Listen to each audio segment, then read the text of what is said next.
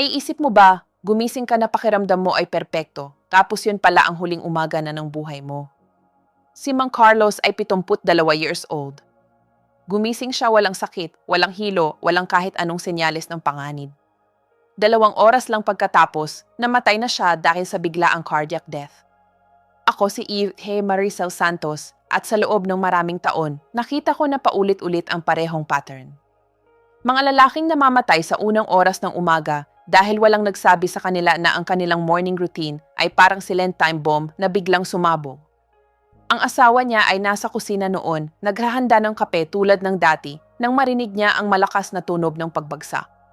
Isang tunog na hindi niya makakalimutan kailanman. Nahulog si Mang Carlos sa sahig na walang babala. "Doktor," sabi niya sa akin habang umiiyak, kagigising lang niya, ayos naman siya. Paano siya namatay ng ganun? Ang sagot ay hindi sa isang unknown disease, nasa 5 maling gawain na ginagawa niya tuwing umaga. Mga error na normalized na, mga habits na hindi kailanman kinwestiyon, mga conduct na nag-stress sa puso niya araw-araw hanggang sa hindi na niya kinaya. Ang autopsya ay nagsabi ng lethal arrhythmia, pero ang tunay na dahilan ay invisible morning habits, inulit niya during decades na walang tumutulig sa. Isulat mo sa comments ang bansang pinanggalingan mo. Gusto kong malaman kung saan-saan na nakarating ang mensaheng ito. At kung nakilala mo ang kahit isa sa mga error na ito, isulat mo ang puso. Ang unang error at isa sa pinaka-deadly ay ang pagbukas ng mata mo, agad-agad bumangon at simulan ang araw nang hindi binibigyan ang katawan mo ng kahit isang segundo para mag-adjust. Libu-libong lalaki ang gumigising sa alarm, tumalon sa kama at sa loob lang ng ilang minuto ay mabilis na naglalakad, malakas na nagsasalita, nag-demand ng rendimiento.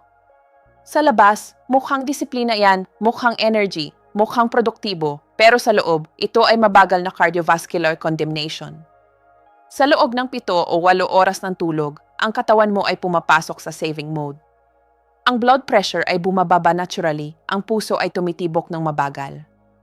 Between 50 at 60 beats lang, ang dugo ay nagiging mas malapot dahil sa dehydration at ang blood vessels ay nanatiling contracted. Kapag bumangon ka ng bigla at gumalaw ka ng may pagmamadali, pinipilit mo ang puso mo na lumipat from absolute rest to maximum demand sa loob lang ng ilang segundo. Parang pinindot mo ang accelerator ng todo habang ang makina ay totally cold pa. Ito ay nagiging dahilan ng what we call in cardiology as morning cardiovascular shock, isang brutal at biglaang stress na kayang mag-trigger ng fatal arrhythmias, pumutok ang plakes sa arteries, o tumaas ang presyon sa levels na sobrang extreme na nadudulot ng instant brain infarction. Ang medical figures ay nakakatakot talaga. Karamihan ng sudden cardiac deaths ay nangyayari between 6 in the morning at tanghali na may clear peak sa unang 2 oras after gising. Hindi coincidence yan, pure physiology yan. Ang katawan mo ay hindi handa sa stress na ginawa mo sa kanya. Ang research ng American Heart Association ay nag-confirm na ang risk ng heart attack ay tumaas ng up to 40% sa umaga compared sa any other time of the day. Ang reason, sa critical hours na yan, ang dugo ay mas prone to clot. Ang cortisol ay tumaas ng bigla, na-generate ng acute inflammation, at ang blood pressure ay umaangat ng mas mabilis kaysa sa any other part of the day. At dyan maraming puso ang sumusuko na lang. Kapag dinagdag mo sa dangerous combination na yan ang sudden movements at immediate stress, lumilikha ka ng something devastating, isang perfect cardiovascular storm. Si Mang Carlos ay exactly ganyan ang ginagawa. 6:00 sharp, tumalon siya sa kama, tumakbo sa banyo para sa express hygiene, at diretso sa kusina para hindi malate. Lahat walang transition, walang binigay na segundo sa katawan para mag-react. Ang asawa niya ay nagsabi sa akin na lagi niyang sinasabi with pride, "Sa umaga kasi ako ay mabilis, hindi ako nag-aaksaya ng oras, gising na gising ako, 100% agad." Akala niya admirable efficiency yan. Ang totoo, nag-ipon siya ng cardiovascular stress araw-araw for years. Si Aling Mercedes, 68 years old, nag-suffer ng mini heart attack ng 7 oras 30 minuto ng umaga habang nagmamadali magbihis para sa misa. Maricel, sabi niya, tumalon ako sa kama kasi late na ako. Ang puso niya ay hindi kinaya ang violent transition na iyan from deep rest to intense activity. Si Mang Hector, 75 years old, bumagsak sa banyo exactly 15 minutes after gising. Doktor, ganyan talaga ako kabilis since bata pa ako. Ang autopsya ay clear, fatal ventricular arrhythmia na triggered githe morning cardiovascular shock. Ngayon, pakinggan mo ng mabuti dahil ito ang makakapag-save ng buhay mo. Ang sacred rule ng 5 minutes every morning without exception. Kapag tumunog ang alarm, huwag kang tumalon sa kama na parang nasusunog ang bahay. Una, bago ka bumangon, habang makahiga ka pa, gumalaw ka slowly ng ankles mo in gentle circles. Flex at stretch ang legs. Move your arms calmly. Ito ay nag-activate ng circulation ng progressive, preparing the whole system. Ang puso mo ay nagsisimula ng gumising na walang shock. Pangalawa, umupo ka slowly sa gilid ng kama at manatili ka doon for at least 2 full minutes bago ka tumayo. During those 2 minutes, huminga ka ng malalim, mag-stretch ka ng gentle, hayaan ang katawan mo na gumising slowly. In that way, binibigyan mo ng time ang puso mo para tumaas ang evacuate gradually, ang blood pressure mo para tumaas ng controlled, at ang blood vessels mo para mag-dilate properly. Pangatlo, kapag finally tumayo ka na, gawin mo ito slowly, mag-lean ka sa something kung kailangan mo. Manatili kang nakatayo at tahimik for another minute pa bago ka magsimulang maglakad. Ang gradual transition na ito, 5 minutes in total, ay parang waste of time para sa mga taong palaging nagmamadali, pero literally, nagsisave ito ng buhay. I-set mo ang alarm mo 0 minutes earlier than usual. Ang extra minutes na yan ay ang best investment in longevity na magagawa mo. Gamitin mo ito para sa smooth transition, hindi para talon agad sa activity. Ang studies na ginawa sa Japan ay na-demonstrate na ang mga taong nag-apply ng progressive morning transition ay nag-reduce ng morning cardiovascular events 60% compared sa mga tumalon pa rin sa kama. Ang difference ay sobrang convincing na ngayon, ang some hospital sa Japan ay nagtuturo ng teknike na ito as primary prevention. At isang last crucial detail, avoid extremely loud at strident alarms na ginigising ka with brutal shock. Ang puso mo sa oras na yan ay hindi handa sa panic. Ang aggressive alarms na ito ay nag-trigger ng adrenaline instantly, nag-cause ng totally unnecessary stress peak. Parang sinisigawan mo ang puso mo habang half-asleep pa siya. Gumamit ng alarms na unti-unting tumataas ang volume o soft sounds ng nature na gigising sa iyo with respect, walang cardiovascular shock. Isulat mo ang isa sa comments kung sisimulan mo na ito bukas. Ang ikalawang deadly error, ang killer na ito na pumapatay ng libo-libo incidents every morning ay ang pag-inom ng strong coffee as soon as gising mo. Na totally empty stomach at deeply dehydrated ang katawan mo after 8 hours na walang inom ng kahit ano. Millions of people ang umuulit na routine na ito on automatic. Buksan ang mata, diretso sa coffee maker, at ang unang papasok sa katawan ay hot and strong coffee. Mukhang inosente, mukhang normal, mukhang essential pa nga para gumising ng maayos, pero ito ang brutal cardiovascular truth na alam namin ng mga cardiologists since decades na. Ang coffee on empty stomach ay time bomb para sa puso mo, especially after 50 years old. Bakit ito sobrang delikado precisely in the morning? Dahil ang caffeine ay nag-stimulate sa adrenal glands mo para mag-release ng cortisol at adrenaline in large amounts. Exactly the same stress hormones na inirelease ng katawan mo kapag may leon na humahabol sa iyo para patayin ka. Ang cortisol ay agad-agad nag-order sa liver mo na mag-release ng stored glucose sa bloodstream. Ang blood pressure ay tumaas brutally in a matter of minutes. Ang puso ay nag-accelerate ng delikado at ang blood vessels ay nag-contract. Lahat ng ito ay nangyayari minutes after the first sip ng morning coffee na gustong-gusto mo. Kung ang katawan mo ay naturally stressed na gisay the simple act of waking up na elevated na ang cortisol physiologically, binuhusan mo pa ng gasoline ang sunog na umaapoy na. Pero ang problema ay nagiging mas grave pa at mas lethal kapag dinagdag natin ang factor na almost walang nag-iisip, ang severe dehydration. After 7 or 8 hours na tulog na walang inom ng kahit isang patak ng tubig, gumigising ka na may deficit na approximately 500 to 700 inas ng fluid na nawala through breathing at night sweating. Ang dugo mo ay literally mas malapot at concentrated kaysa sa any other time of the day. Isipin mo ang fake honey na dumadaloy sa veins mo instead of water. Ang malapot na dugo ay mas mabagal umiikot, na-generate ng mas resistance, at pinipilit ang puso na mag-pump ng mas malakas para ilipat ang viscous liquid na iyan sa buong katawan. Ngayon dagdagan mo ng coffee na diuretic pa. Ibig sabihin, mas marami kang iniihi, mas nawawalan ka ng valuable fluids, at mas dehydrated ka pa. Pinapalala mo dramatically ang situation na delikado na nga. At dito sobrang nakakatakot ang data. Ang studies ng American Heart Association ay nag-show ng something truly frightening. Ang morning dehydration combined with caffeine ay nag-increase ng risk of blood clot formation up to 300% compared sa properly hydrated. At ang blood clots ay exactly ang nag-cause ng heart attacks at strokes by blocking essential arteries na nadadala ng dugo sa puso at utak. Si Mang Carlos, ang patient na sinabi ko sa inyo, ay may almost sacred ritual. 2 malaking tasa ng strong coffee as soon as gising, palaging empty stomach, walang kahit isang baso ng tubig before. Sinasabi niya with pride, kailangan ko ng kape para gumana ako. Yan ang unang ginagawa ko, walang kape, hindi ako tao.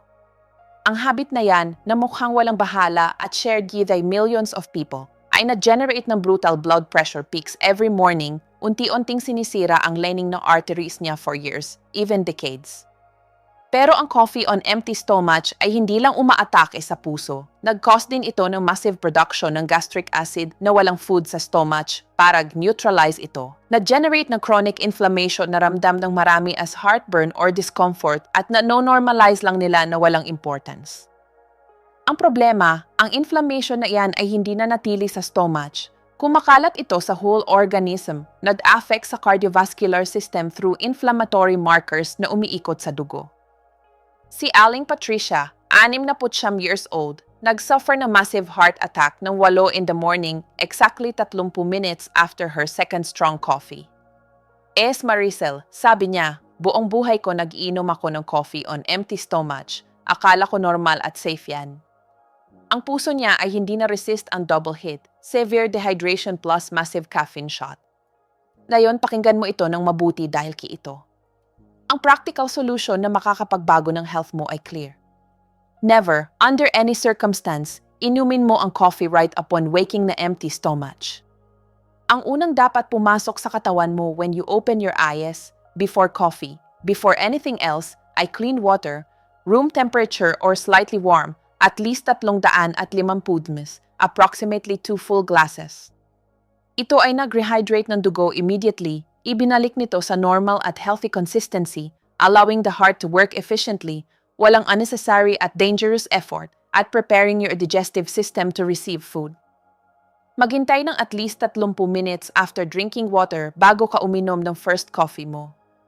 Ang interval na yan ay absolutely crucial. Non-negotiable yan kung gusto mong mabuhay ng mas matagal na walang cardiovascular complications. During those 30 minutes, kumain ng something light, saging, isang dakot ng nuts or almonds, isang slice ng whole wheat bread, kahit ano na may solid food sa stomach bago dumating ang caffeine. Ito ay nag-avoid ng uncontrolled cortisol spike, nag-stabilize ng blood glucose, nag-protect ng gastric lining from acidity, at ginagawang mas less dangerous ang coffee para sa puso.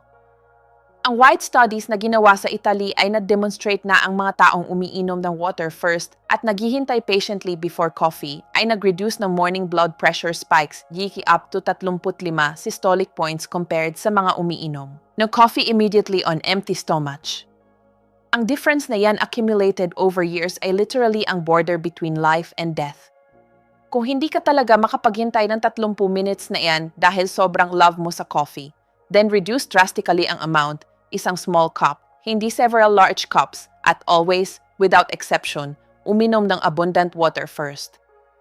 Consider mo din ang switch to decaf coffee in the morning kung more than 60 years old ka na o may any cardiovascular history. Ang karamihan ng tao ay nagdi-discover ng something surprising. Hindi pala caffeine ang talagang kailangan nila, ang comforting ritual, ang familiar taste, ang feeling of start of the day.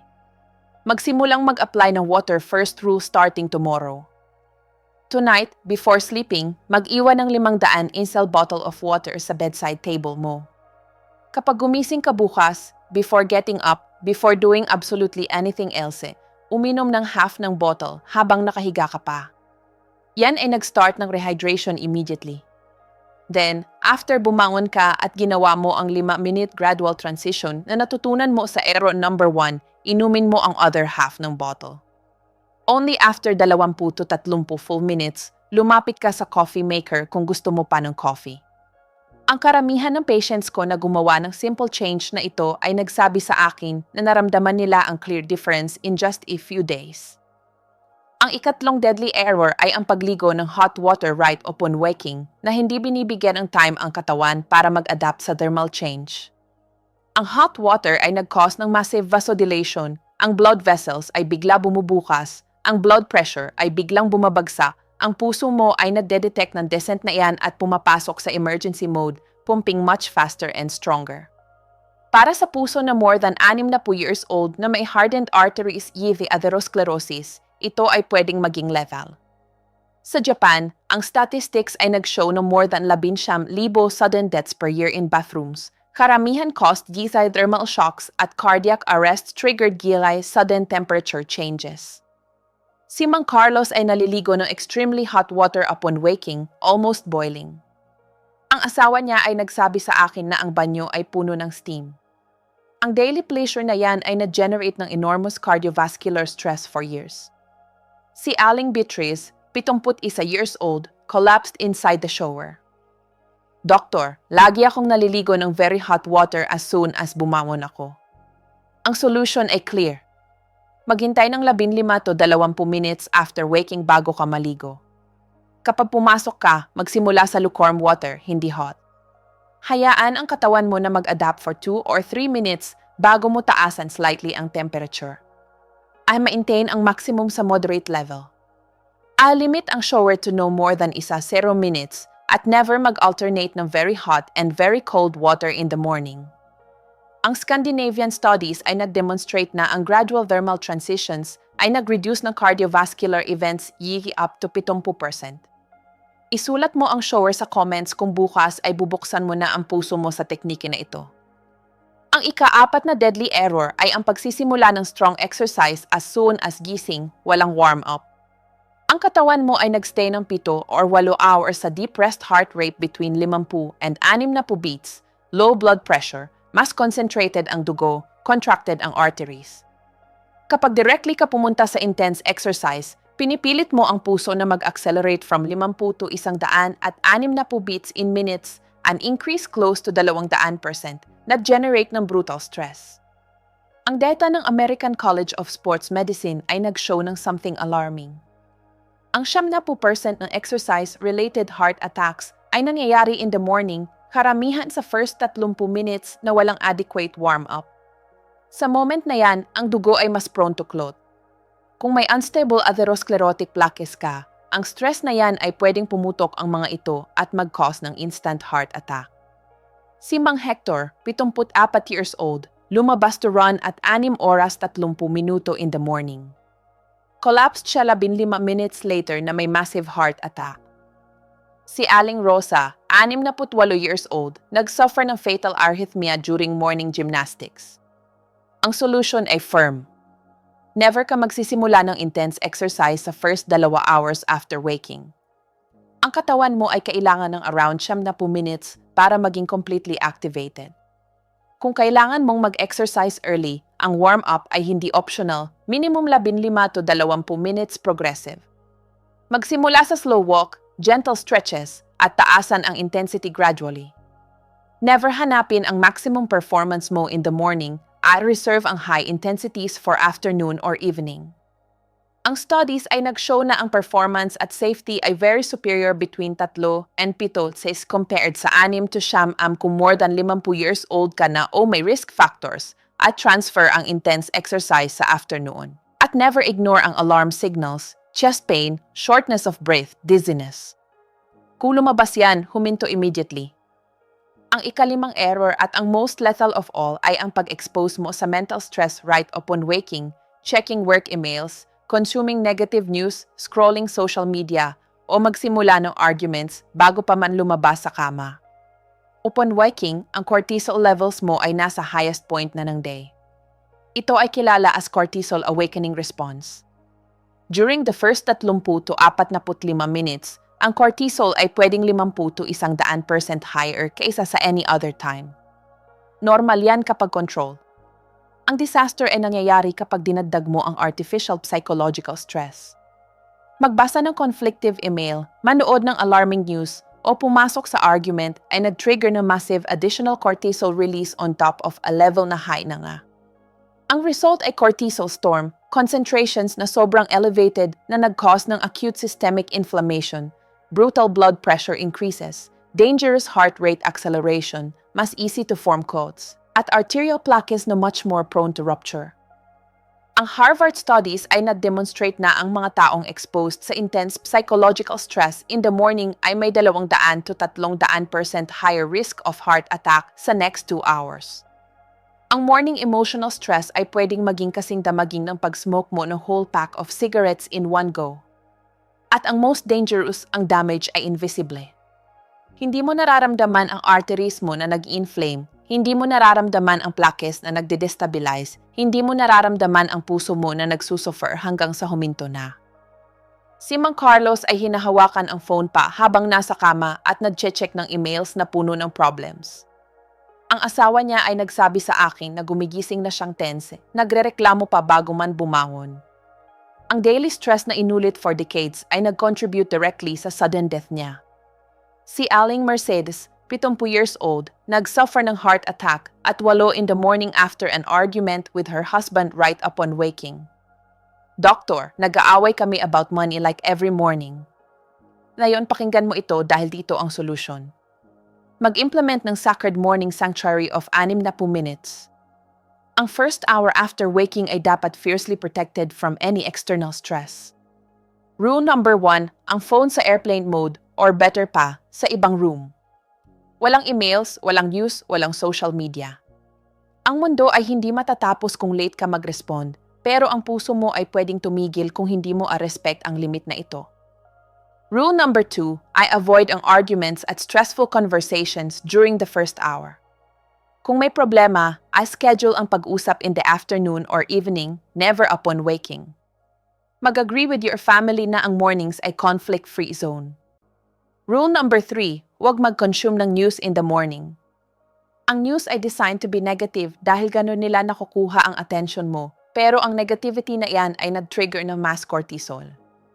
I reserve ang news for the afternoon. Rule number 4, gumawa ng calm morning routine, soft music, fresh air, light stretches, deep breathing, brief meditation, gratitude. Ang studies ay na-demonstrate na only 5 minutes of deep breathing in the morning ay nag-reduce ng cortisol gives 25% at nagbababa ng blood pressure give up to 0 points. Ang effect ay comparable to if drug pero walang side effects.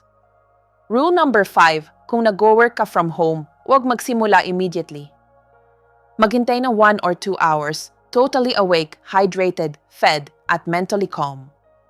Ang cultures na may calm morning rituals, like Japanese tea ceremony or long Mediterranean breakfasts, ay may much lower rates of sudden cardiac death.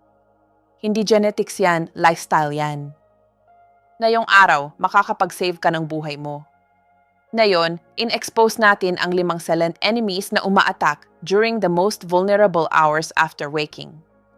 Una, ang cardiovascular shock of sudden rising, forcing the heart to go from 0 to 100 na walang progressive transition. 2, ang coffee on empty stomach combined with severe dehydration, thickening the blood at shooting dangerous cortisol.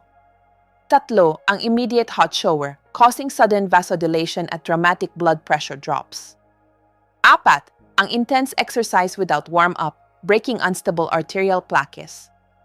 5, ang psychological stress upon waking, creating devastating morning cortisol storm. Ang tragic story ni Mang Carlos ay hindi exception. Ito ay etyo ng thousands of deaths na nangyayari every morning sa homes all over the world. Mga taong gumising na feeling okay at namatay hours later na hindi man lang naintindihan kung bakit. Pero ang message na ito ay hindi para takutin ka. Ito ay message of total empowerment at absolute control. Ngayon may knowledge ka na literally makakapag-save ng buhay mo. Alam mo exactly kung saan ang deadly morning traps. At most important, Alam mo how to deactivate them starting tomorrow mismo na walang excuses. Hindi mo kailangang i-correct ang 5 errors at once. Ang pagbirisay na gawin lahat in one go ay usually ending in frustration at abandonment. Pumili ng one error, ang most recognizable sa routine mo at ang easiest to change. Magsimula sa yan tomorrow na walang postpone kahit one day. Maybe simpleng pag-inom ng glasses of water before coffee. Maybe ang pag-adjust ng alarm 0 minutes earlier para sa smooth transition.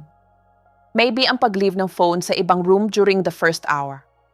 Ang bawat small positive change ay real victory para sa puso mo, ang tireless organ na iyan na tumitibok ng more than 100,000 times day para panatilihin kang buhay.